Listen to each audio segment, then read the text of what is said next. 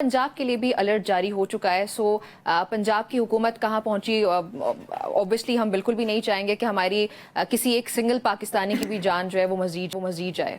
देखिए हमरा, पहली बात ये है कि पंजाब गवर्नमेंट ने, जैसे मैंने आपको पहले बताया कि लार्जर स्केल के ऊपर क्लाइमेट चेंज के लिए बहुत ज़्यादा काम किया, जो किसी और सूबे के अंदर नहीं हुआ। क्योंकि ये फ्लैश फ्लड्स जो है ना, ये कोई एक दिन का या एक मॉनसून का मसला नहीं है, ये आइंदा आने वाले बहुत सालों का मसला है। क्योंकि अगर हम इस चीज़ को अभी से इसका परमानेंट हल नहीं करेंगे, अगर टेम्पररी रिलीफ सोल्यूशंस हम बेशक जितने मर्जी देते रहे, अगर हम इसका परमानेंट हल नहीं करेंगे, every year the floods are worse then हम लोग यही बात कर रहे होते हैं। तो इसलिए वो बहुत ज़रूरी है। सबसे पहली चीज़ तो मैं सारे सूबों को कहती हूँ कि उनको, सब सूबों को पंजाब से सीखना चाहिए।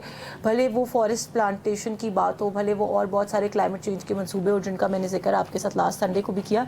सबसे इम्पॉर्टेंट चीज़ ये है। और जहाँ तक करंट सिनेरियो की प्रेपरेशन की बात है, तो इस वक्त सबसे क्विक रिस्पांस सिस्टम जो है वो पंजाब का है। पंजाब वो वाहिद सूबा है जिसके अंदर इवन एयर एम्बुलेंस सर्विसेज मौजूद हैं। बल्कि मुझे तो अफसोस हुआ KPK की सिचुएशन में ये भी सुन के कि जो एक हेलीकॉप्टर रेस्क्यू करने गया था वो भी क्रैश हो गया और उसका भी सारा क्रू जो है वो हलाक हो गया और सारा कुछ। तो इसलिए पंजाब के अंदर अल्हम्दुलिल्लाह जो हमारा रेस्क्यू सिस्टम है, आपको पता है कि जब पहले भी फ्लड आया तो पंजाब से लोगों ने जाके KPK लोगों को भी रेस्क्यू किया और पूरे पाकिस्तान ने वो सिचुएशन देखी।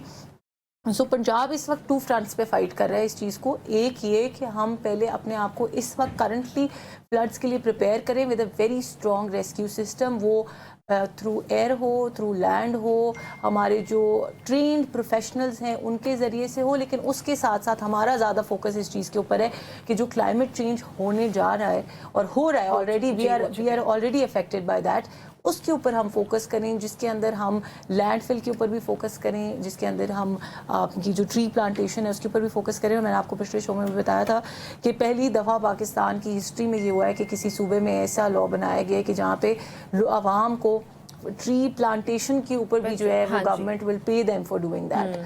So I think these are very important and positive steps which must be taken all around Pakistan. बिल्कुल ऐसे ही है। हाफिज साहब, आप इसके बारे में क्या राय है? पिछले साल भी हम यहीं पे बैठे हुए होंगे, हम यही सवालात पूछ रहे थे कि climate change is a reality और हमें अब रियलाइज़ कर लेना चाहिए कि सिर्फ इससे निपटने का ये तरीका नहीं है कि हम कोई अलर्ट्स जारी कर दें या कुछ। इसके लिए कंक्रीट स्टेप्स पाकिस्तान ऑब्वियसली कर भी रहा है, करता आया भी है, लेकिन क्या वो काफ़ी है या मज़ीद हमें आगे जाने की ज़रूरत है? बिस्मिल्लाह हमारे नंबर एक तो ये है कि 1947 से लेके आज तक 2025 तक जो है तकरीबन 200 बिलियन से ज़्यादा जो है डॉलर से ज़्यादा पाकिस्तान के अंदर इन सैलाब्स की वजह से डैमेज आया है और उसकी जो लाइव कॉस्ट है वो उससे अलावा है। और ये आपको 1950 के अंदर पहला फ्लड आया और उसके बाद हर 4-5 साल के बाद आपको एक वेव नज़र आती है, जिस तरह 2022 में आया, फिर 14 में आया, फिर 8 के अंदर आया।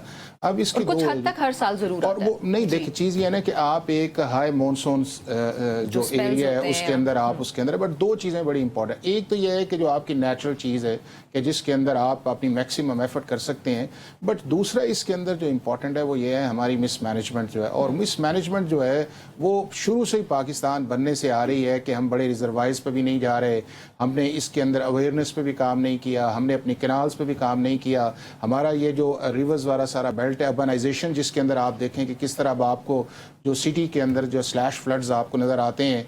उसके बाद ये है कि रिस्पांस सिस्टम भी आपको नज़र नहीं आता कि हमारी लोकल गवर्नमेंट जो है, हम बात तो बहुत करते हैं कि जी हमें सूबे जो है एम्पावर्ड करनी चाहिए, बट आपका लोकल गवर्नमेंट जो एग्जिस्ट ही नहीं कर रहा। और आपके सामने नज़र आया कि KPK के अंदर सवात के अंदर जब इंसिडेंट आया तो आपके सामने एम्बुलेंस भी नहीं थी।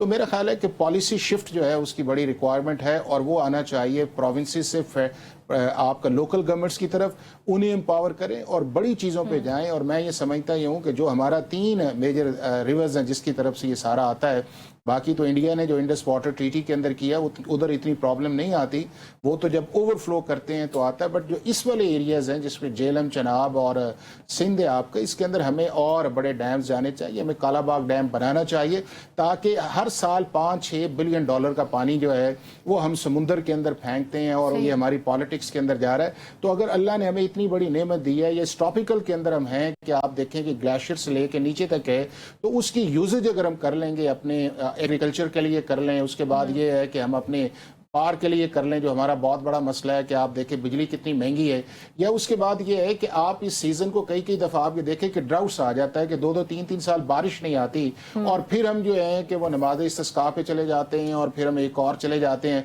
चूँकि हमारी गवर्नमेंट के एक्सक्यूज़ जो हैं वो ड्रॉट के अंदर कुछ और होते हैं, रेनी सीजन्स के अंदर कुछ और होते हैं, वाटर्स के अंदर कुछ और होते हैं। तो मैं ये समझता हूँ कि पाकिस्तान के जो सर्टेन एरियाज़ हैं जिसके अंदर एक आपका एनवायरनमेंट या आपका एक वाटर इशू जो है, इसके ऊपर भी एक ग्रैंड कंसेंसस जो है वो सारे प्रोविंसेस का आना चाहिए, क्योंकि पाकिस्तान सारे प्रोविंसेस का एक कॉम्बिनेशन है और उसके अंदर हमारे जो पर्सनल पॉलिटिकल इंटरेस्ट हैं या पॉलिटिकल एजेंडा पर्सन है उससे मिल के इसको एड्रेस करेंगे। नहीं तो जिस तरह आपने कहा कि अगले साल फिर हम यही बात कर रहे होंगे, एक सूबा कहेगा हमने बेहतर काम किया, दूसरा कहेगा हमने काम नहीं किया। लेकिन बॉटम लाइन ये है कि आपको इस सारे सिस्टम के अंदर जो वाटर वाला है इसके अंदर major policy shift management governance की तरफ और वाटर रिजर्वायर्स की तरफ जाना चाहिए।